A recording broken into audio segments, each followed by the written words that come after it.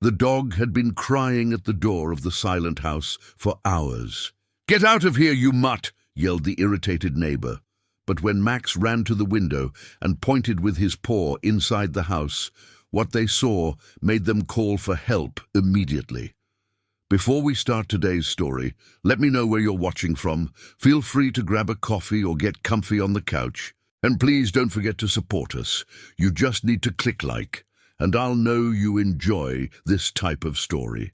So ready? Let's begin. The morning was especially quiet on Acacia Street when Max opened his eyes under the shade of the oak tree he had called home for 3 years. The still timid sun painted the simple houses in golden hues, and the mutt with the spotted coat stretched his hind legs, preparing for another day of survival on the streets. At 6 years old, Max had learned to read people like an open book. He knew exactly which house to avoid, the one with the man who threw rocks, and which gate to approach at the right time. But of all the houses on the street, there was a special one, the small yellow residence with a well-tended garden, where Mrs. Helen lived. The 78-year-old woman always saved a small plate of dinner leftovers and a bowl of fresh water for him. It wasn't just the food that drew Max there, but something deeper. The affectionate way she said, "Hi there, sweetie," every time she saw him, or how her eyes lit up when he wagged his tail. "Good morning, my dear," her soft voice echoed from the yard. Max perked up his ears and ran in the familiar direction.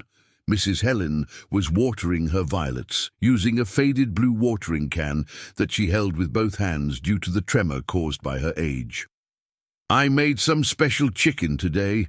I left some tasty little pieces for you," she said, pointing to the plate she had left near the gate. Max wagged his tail enthusiastically, but his attention was divided between the food and the woman who represented the only genuine affection he knew. As he ate, he watched Mrs. Helen move slowly through the garden. She seemed more fragile than usual, leaning on the fence to keep her balance. Max couldn't explain it, but something in his animal instincts made him uneasy. "You're a good boy, Max," she said, extending a thin hand through the gate's bars to pet his head. "Sometimes I think you're the only friend I have left in this world." The words carried a sadness that Max felt more than he understood. Mrs. Helen had lived alone since her husband passed away 5 years ago. Her children lived far away in big cities, and visits were rare. Max had become her silent companion, the only living being who visited her daily. Across the street, Carl watched the scene with growing irritation. The middle-aged man didn't hide his disdain for stray animals, especially Max, whom he considered a nuisance in the neighborhood. "That old lady is feeding that stray again," he grumbled to his wife, Sarah, who was making breakfast. "It just attracts more animals to our street. I've told her to stop this nonsense."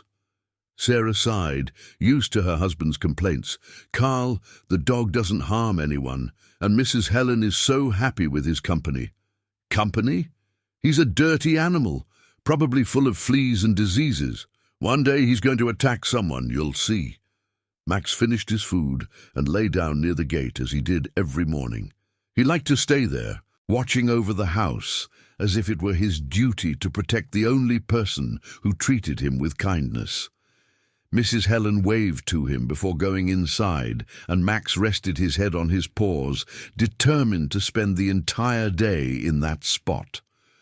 What Max didn't know was that this would be a day unlike any other, a day that would test every fiber of his loyalty and determination, a day when his silent, watchful presence would become the only hope between life and something much worse.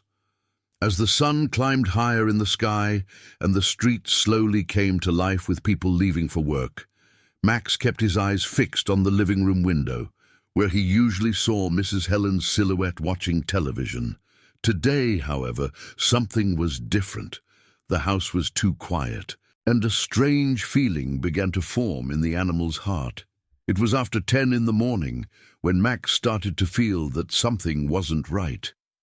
Mrs. Helen always appeared at the living room window around 9, waving to him while she had her morning tea. Today, the curtains remained closed and no movement was visible through the glass. The dog stood up, shook his body to ward off insects, and walked to the gate. He stood there for a few minutes, his ears alert to any sound that might come from inside the house. Nothing. Not the sound of the television, not the slow footsteps he knew so well, not even the clinking of teacups that always accompanied the woman's morning ritual. Max decided to circle the house. The side yard had a small hole in the fence, through which he could sometimes squeeze to find shade under the trees on hotter days. Today, he used this passage to get closer to the back windows. The house remained in absolute silence. Returning to the front of the residence, Max lay down again, but this time his posture was different. He was alert, with his ears pricked and his muscles tense. His animal instincts, sharpened by years of life on the streets, were screaming that something was wrong. Noon came and went. Mrs. Helen always ate lunch early and usually opened the kitchen door to air out the house. Max knew every sound, every routine. The silence emanating from the yellow house was deafening. "Max, get out of there, mutt!" Carl's harsh voice cut through the air. The man had come out to get the mail and saw the dog standing in front of his neighbor's gate. "Mrs. Helen isn't home. Go find food somewhere else." Max looked at Carl but didn't move. Something inside him refused to leave that spot. The animal let out a low whine, almost as if trying to explain his concern. "I said get out of here!" Carl clapped his hands aggressively, making Max take a few steps back. But the dog didn't leave. He just positioned himself across the street where he could still watch the house. Carl shook his head in irritation and went back inside, muttering about stubborn animals. The afternoon wore on slowly. Max had returned to his post in front of the gate, ignoring the hunger that was beginning to gnaw at him. Other neighbors passed by, some greeting him with a distracted, "Hi, Max," others simply ignoring him. No one seemed to notice that Mrs. Helen hadn't appeared all day. Around 4 in the afternoon, Max made a decision. He went back to the hole in the side fence, and this time managed to squeeze all the way into the yard. He walked to the kitchen door and began sniffing underneath it. A strange smell reached him, not exactly bad, but different from the usual aroma of flowers and home-cooked meals that always characterized the house. The dog scratched lightly at the door and waited. Nothing. He gave a few short barks, hoping Mrs. Helen would hear him and come to check. The silence persisted. It was then that Max noticed the living room window was slightly ajar, leaving only a small gap between the wood and the frame. The animal wasn't large, but maybe he could. With determination, Max climbed onto the planter box beneath the window and managed to push the wood with his snout. The window gave way a few inches, enough for him to stick his head through and look inside the house. What he saw made him whine in despair. There, lying on the living room floor, was Mrs. Helen, motionless, with her eyes closed in a position that clearly indicated a fall. Max barked loudly, calling for her, but the woman didn't respond. The animal's heart raced. He needed help, and he needed it quickly. Max leaped from the window back into the yard, his heart pounding erratically. The image of Mrs. Helen lying on the living room floor wouldn't leave his mind. He ran to the front door and began to scratch at the wood desperately, barking loudly in the hope that she might hear him and respond. "Mrs. Helen! Mrs. Helen!" His barks echoed down the quiet street, but only the echo of his own voice returned. The dog knew instinctively that he had to get help, but how? How could a stray animal, with no owner, no collar, make someone understand the urgency of the situation? Max ran to the gate and began barking toward the neighboring houses. His barks were different from usual, sharper, more desperate, filled with an urgency he didn't know how to express in human words. Rita, the neighbor to the left, opened her window with irritation. "What's all that noise, Max? Stop that racket!" She was about to close the window when she noticed something different about the animal's behavior. Max wasn't just barking, he was running back and forth, looking alternately at her and at Mrs. Helen's house. "What is it, little guy? Is something wrong?" Rita came down to her gate, and Max immediately ran toward the yellow house, stopping in front of the door and barking again. "Mrs. Helen isn't home, Max. She must have gone out shopping," Rita said, not understanding the animal's signals. Max ran back to her, whining and pulling at the hem of her skirt in the direction of the house. Rita frowned, beginning to realize that the dog's behavior wasn't normal. "Are you trying to show me something?" She followed Max to Mrs. Helen's gate and called out, "Mrs. Helen, are you in there?" Total silence. Rita shook her head. "She must really be out, Max. You're worried for nothing." But Max didn't give up. When Rita started to walk away, he ran in front of her, blocking her path and barking with even more intensity. There was something in his eyes, an almost human desperation, that made the woman stop.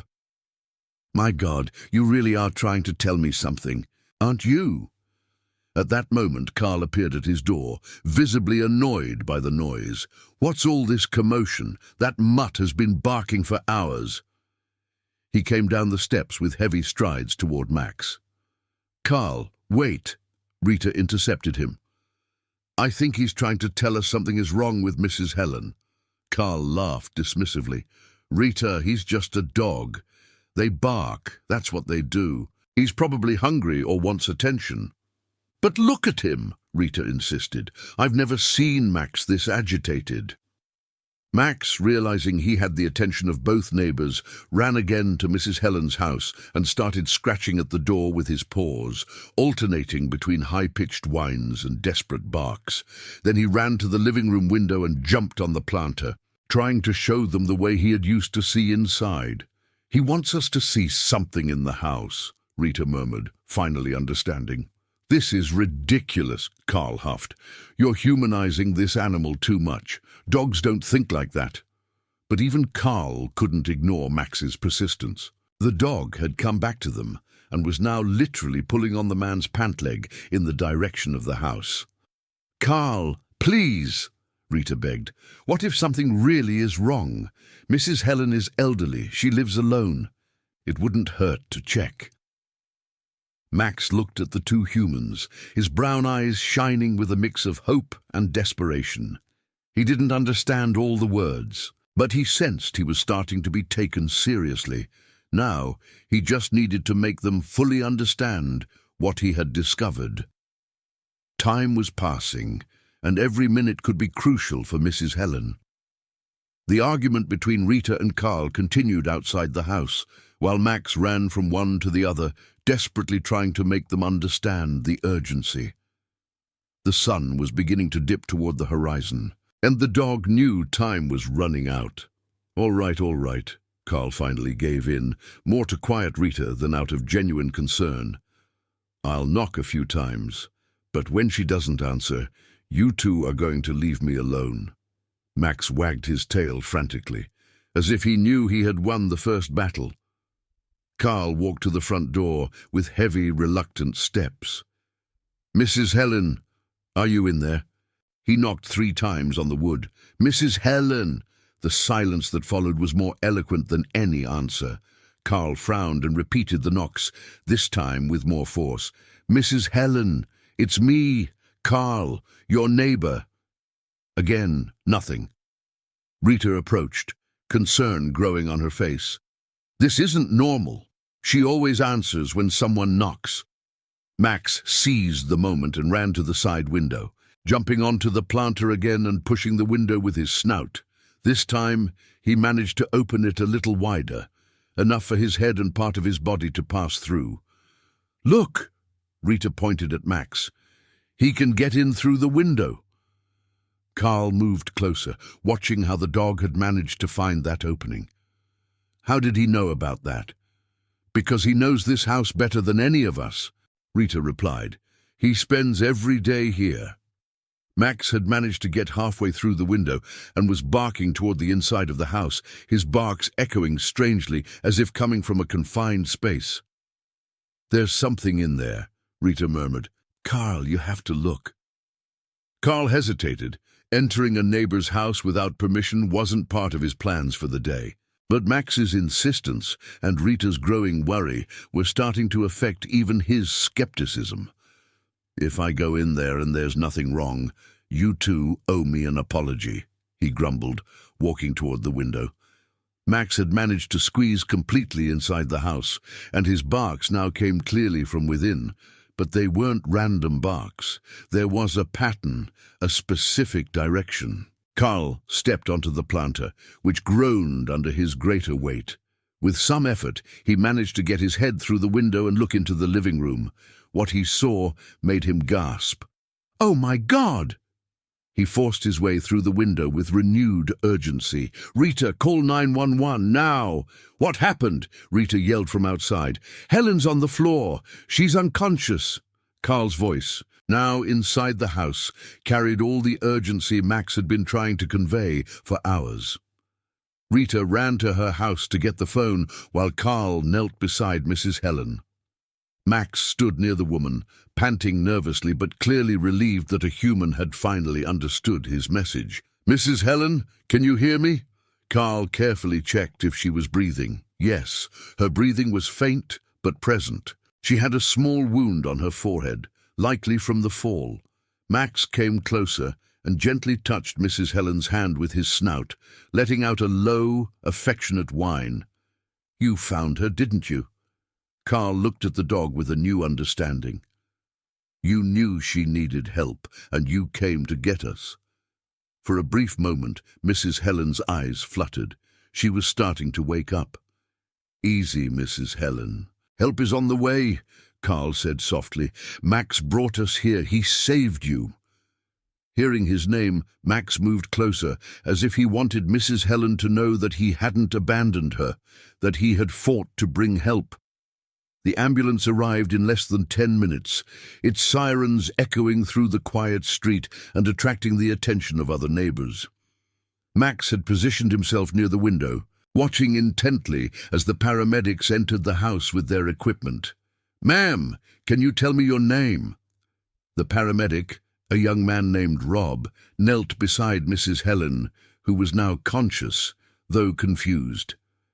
Helen Miller," she answered in a weak voice. What happened?"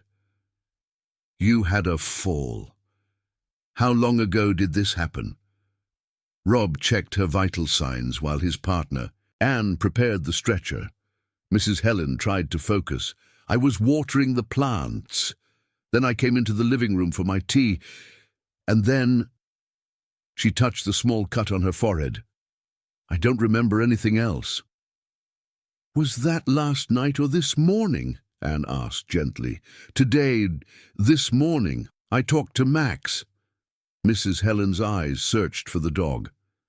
"Where's Max?"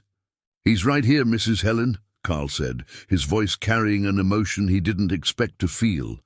"He's the one who alerted us. He kept barking and making signs until we understood you needed help."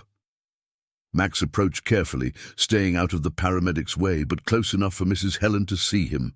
"My angel," she whispered, extending a trembling hand toward the dog. "You didn't leave me." Rob and Anne exchanged glances, touched by the scene. "You're lucky to have such an attentive friend," Rob said. "From the position we found you in and considering your age, being down for much longer could have been dangerous." As the paramedics prepared Mrs. Helen for transport, Rita returned with a group of neighbors who had gathered to see what was happening. Everyone wanted to know what had occurred. "It was Max," Rita explained, with evident pride in her voice. "He realized something was wrong and didn't give up until he got our attention." Joe, an elderly neighbor who had always ignored Max, shook his head in admiration. Who would have thought that Mutt had so much sense? "He's not just a mutt," Carl said, surprising everyone, especially himself. He's special." Anne, the paramedic, gave Max's head a quick pat. I've heard many stories about dogs saving people, but I've never witnessed one. You have a hero here." Mrs. Helen was being placed on the stretcher when she reached out her hand again toward Max. "My dear, you need to eat. How long has it been since you've eaten?" It was true. Max had spent the entire day focused on getting help, completely ignoring his hunger. His little plate was still full of the morning's food, untouched. "I'll take care of him until you're back," Carl said, the words coming out naturally, though he was surprised to hear them himself. And when you get back from the hospital, if you'd like, I can help take better care of Max. Maybe he deserves more than just leftovers." Mrs. Helen smiled for the first time since she had woken up. "He always has, Carl. I just never had the means to give him more." As the ambulance prepared to leave, Max tried to follow it, clearly reluctant to let Mrs. Helen go alone. "Stay, Max," she said affectionately. "I'll be back, and when I come back, we'll talk about giving you a real home." The dog stopped, as if he understood every word. He watched the ambulance disappear around the corner, his heart torn between concern for his human friend and a strange, new feeling. For the first time in his life, Max had experienced what it was to be truly valued. That night, Carl did something he never imagined he would do. He prepared a decent plate of food for Max and placed a bowl of fresh water in his own yard. The dog had refused to leave the front of Mrs. Helen's house, standing guard as if she might return at any moment. "Max, come here," Carl called softly, a gentleness in his voice that surprised even Sarah, his wife. "I can't believe I'm seeing this," Sarah murmured.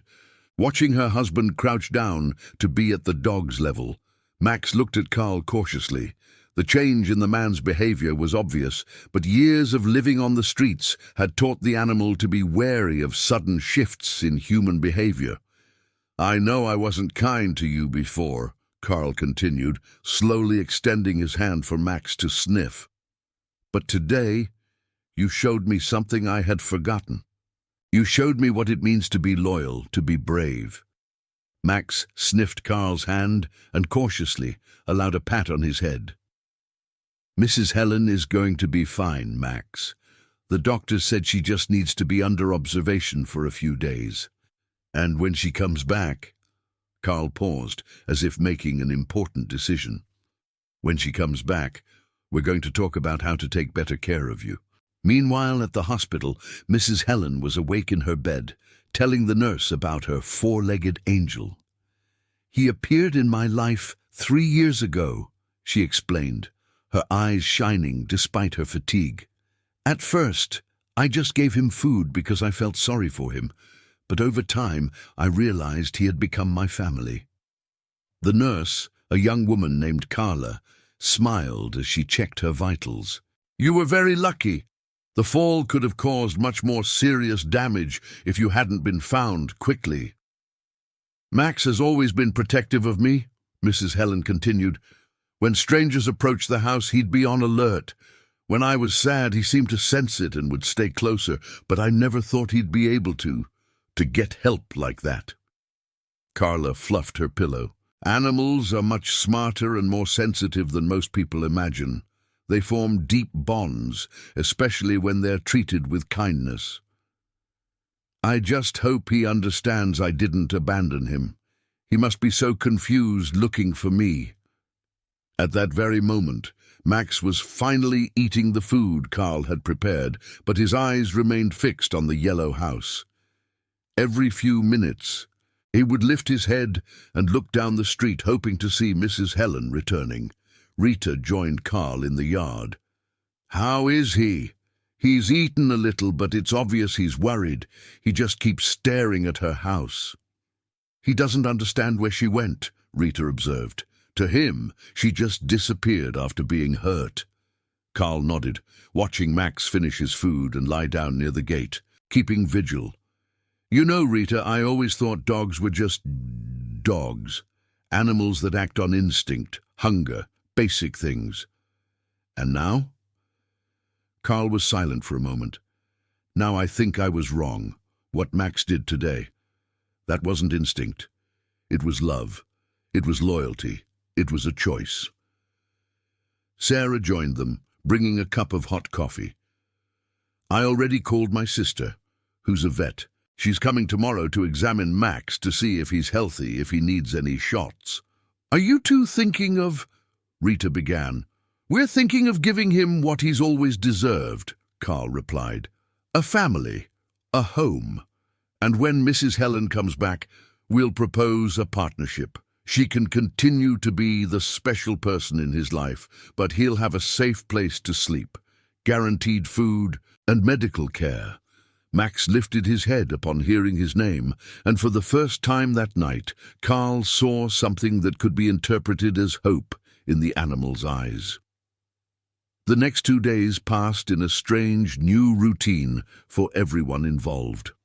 Max had accepted sleeping in Carl and Sarah's yard, but insisted on spending most of the day standing guard in front of Mrs. Helen's house. Carl, in turn, was discovering that caring for a dog was very different from what he had imagined. He's smarter than a lot of people I know, Carl commented to Sarah as he watched Max organize his own schedule.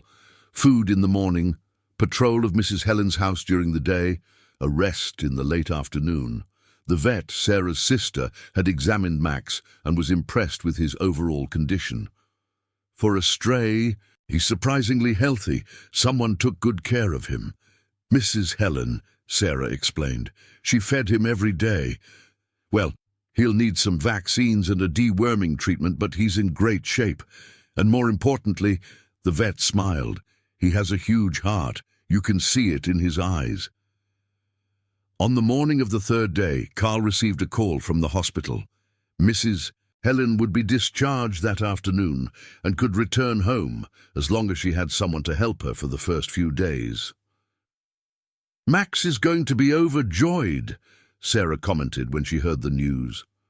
Carl looked out the window and saw the dog in his usual position in front of the yellow house. I think he already knows. He's more restless today, as if he senses something is happening. He was right. Max had woken up earlier than usual and seemed more attentive to the sounds of the street. When Rita appeared to check on him, the dog ran to her with more energy than in previous days. You're happy today, aren't you, Max? Rita petted his head. I have a surprise for you. As if he understood every word, Max wagged his tail and ran back to his observation post. In the late afternoon, a car pulled up in front of the yellow house. Max stood up immediately, every nerve ending on high alert. When the car door opened and Mrs. Helen emerged, walking slowly but visibly better, Max could barely contain his joy. He ran toward her, but stopped a few feet away, as if remembering she was still recovering. Instead of the unbridled enthusiasm he might have shown, Max approached slowly, whining softly, his tail wagging hard enough to move his whole body. "My angel," Mrs. Helen said, her eyes filling with tears. "You waited for me." Max sat at her feet and gently rested his head on her leg, as if to say he would never leave her. Carl and Sarah approached, along with Rita and other neighbors who had gathered to welcome Mrs. Helen home. "How are you feeling?" Carl asked, and Mrs. Helen immediately noticed the change in his tone. There was a kindness there that hadn't existed before. "Much better, thank you, and I see Max is well taken care of." She looked at Carl with obvious gratitude. "Actually," Carl began, a little nervous, "we wanted to talk to you about that. Sarah and I were thinking, if you'd agree, of course, we could help take care of Max more permanently." Mrs. Helen blinked, surprised. "What do you mean?" "Well, he could sleep at our house, have guaranteed food, medical care when he needs it, but he would still be your companion, spend the days here with you. It would be like a partnership." Max looked alternately at Mrs. Helen and Carl, as if he were following the conversation and understood that his future was being decided. "You would do that?" Mrs. Helen asked, moved. "After what he did," Carl said, his voice thick with emotion, "it's the least we can do. He taught us about loyalty, about unconditional love. We want to give back." Mrs. Helen knelt carefully and hugged Max. "What do you think, my angel? Do you want a real family?" Max licked her face gently, and for a moment it looked like he was smiling. A week later, Acacia Street had transformed into something completely different. Max now had an official routine. He slept at Carl and Sarah's house, had breakfast in their yard, and then spent the day keeping Mrs. Helen company. At night, he returned to his new home, where a soft bed and fresh food awaited him. But the changes went far beyond Max's routine. Carl had become a different person. Neighbors who had known him for years commented on his new patience, his willingness to help, his gentler way of speaking. He himself was surprised by the transformation. "It's like Max unlocked something in me," he confessed to Sarah one night, as he watched the dog sleep peacefully in his new bed. "I had forgotten what it's like to care for another being, to put someone else's needs before my own." Sarah smiled, stroking her husband's hair. "Maybe you just needed a reminder of what really matters."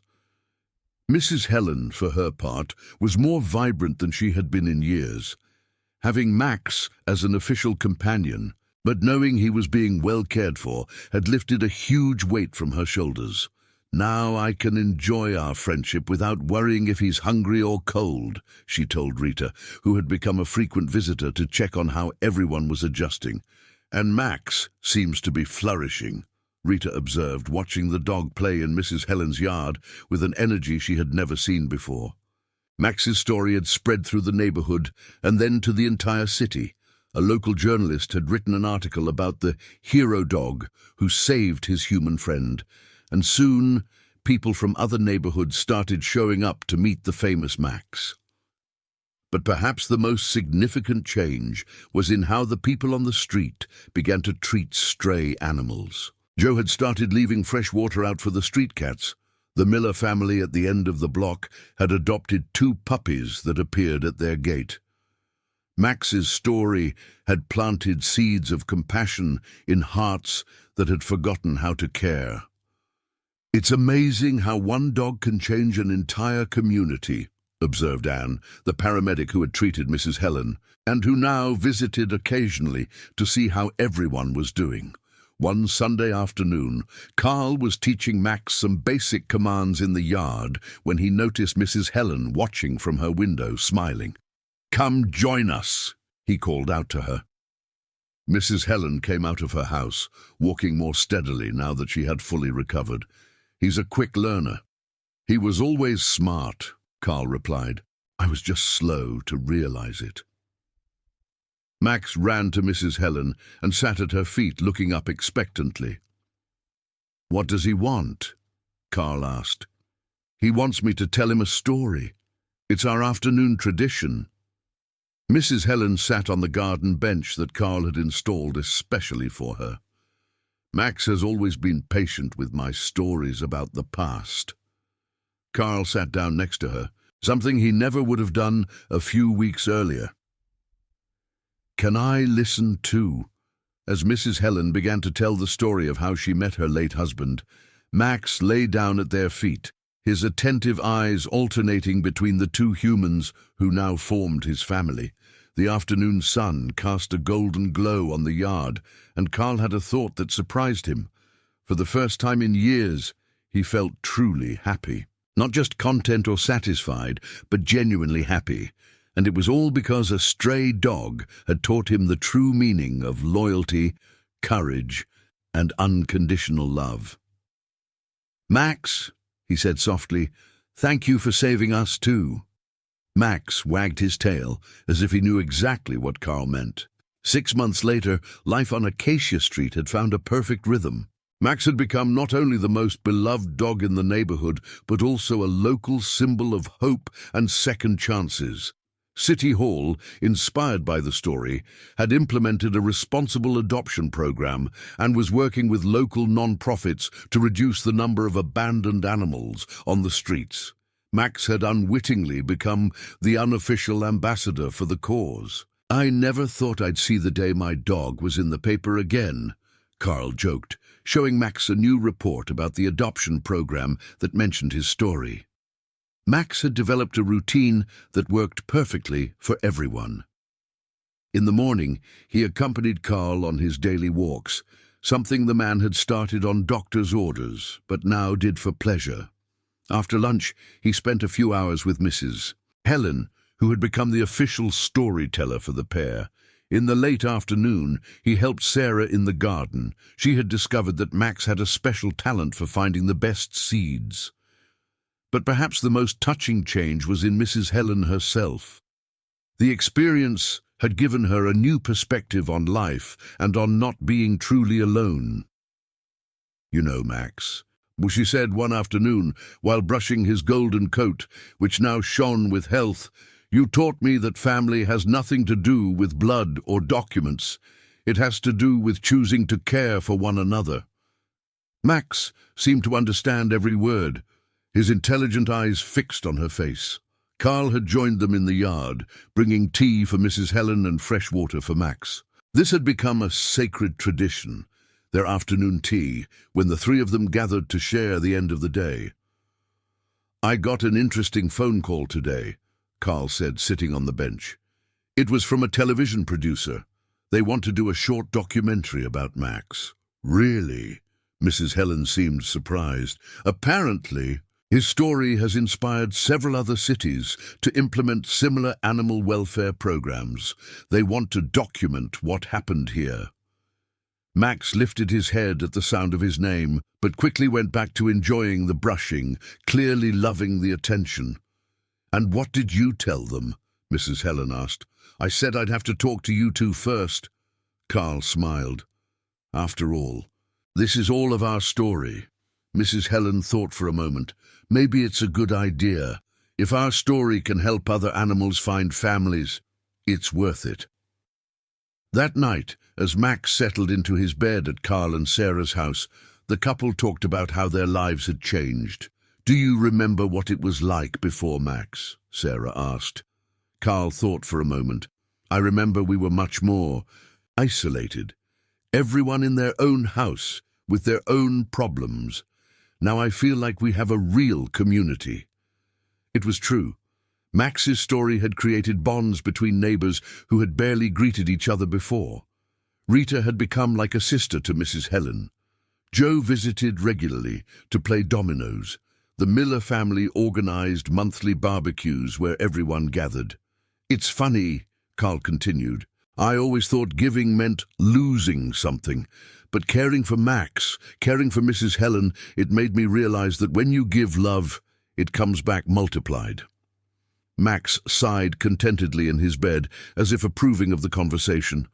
Outside, the street was quiet and peaceful, but it was a different kind of silence than before. It was no longer the quiet of indifference, but the tranquility of a community that had learned to look out for one another. And it had all started with a mutt who refused to give up on someone he loved. A year after the day that changed everything, Acacia Street was unrecognizable.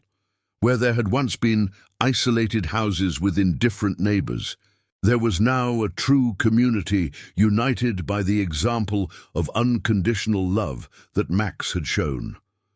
The short documentary about Max had aired on local television and then spread across social media, touching thousands of people around the country. Mrs. Helen had become a minor local celebrity, but what she valued most were the letters she received from people telling her how the story had inspired acts of kindness in their own communities. "Look at this," she said to Max one sunny morning, holding up a letter. "This woman from Chicago says she adopted 3 stray dogs after watching our story." Max wagged his tail, as he always did when Mrs. Helen spoke to him, though his attention was divided between her and an interesting movement in the garden. Carl approached, carrying the morning paper. In recent months, he had become an informal animal rights activist, organizing adoption drives and talks on pet responsibility. "We have another family interested in adopting," he announced. This month's campaign has already found homes for 15 dogs and 8 cats. Max must be proud, Mrs. Helen smiled. He started a quiet revolution. It was true. Max's story had created a ripple effect that spread far beyond his street. Local schools now included educational programs on animal care. Local vets offered free services to low-income families. A temporary shelter had been established with community support. But for Max, none of that mattered as much as his daily routine with the people he loved. He had aged a bit, a few grey hairs appeared on his golden muzzle, but his eyes held the same intelligence and affection that had touched so many hearts. "You know what impresses me most about him?" Rita commented, joining the group for afternoon tea, a tradition that now included several neighbors. "It's that he never changed. Even with all this attention, all this fame, he's still the same gentle, loyal Max he's always been." Joe, who had become one of Max's biggest admirers, nodded in agreement. "Animals don't have egos, they just love." That afternoon, a van pulled up in front of the house. It was a crew for a new documentary, this time an international one, interested in how a small street in the United States had become a model of community through animal compassion. But before the cameras started rolling, something happened that perfectly summed up the essence of the whole story. An elderly woman, a visitor from another town, stumbled on the sidewalk in front of Mrs. Helen's house. Before any human could react, Max had gotten up, run to her, and gently offered support, allowing her to hold on to him to get back on her feet. "Thank you, dear," the woman said, stroking his head. "You have a heart of gold." Carl, Mrs. Helen, Rita, and all the other neighbors watched the scene with tears in their eyes. Max hadn't acted for fame or recognition. He simply saw someone in need and offered what he could. "That's it," Mrs. Helen whispered to Carl. "That's exactly who he's always been." The cameras captured the moment, but more important than any footage was the renewed lesson everyone received. Genuine kindness needs no audience, seeks no reward. It simply exists because it's the right thing to do. As the sun set that evening, Max was in his favorite spot, lying in the yard between Carl and Mrs. Helen, surrounded by his extended human family, on a street that had been transformed by the power of unconditional love. "Max," Mrs. Helen said softly, "thank you for teaching us that heroes exist, and sometimes they have 4 paws and a heart bigger than the world." Max wagged his tail one last time before closing his eyes, protected by the love he had helped create, the silent guardian of a community that now understood the true meaning of caring for one another. And so, Max's story continued to spread. A powerful reminder that even in the most difficult times, there is always hope. Sometimes it just needs 4 paws and enough courage to never give up on the ones we love. If this story touched your heart, leave a comment telling us about a special animal in your life. And don't forget to subscribe for more stories that celebrate the unique connection between humans and animals, because sometimes the greatest heroes walk quietly among us, just waiting for a chance to show that true love knows no species.